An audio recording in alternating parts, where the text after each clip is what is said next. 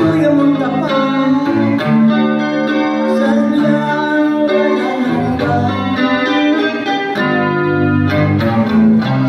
Ngunit ikaw pala ay tunay na isang magandang lang, at ang puso at pag-ibig ko'y ginawa mong laruan.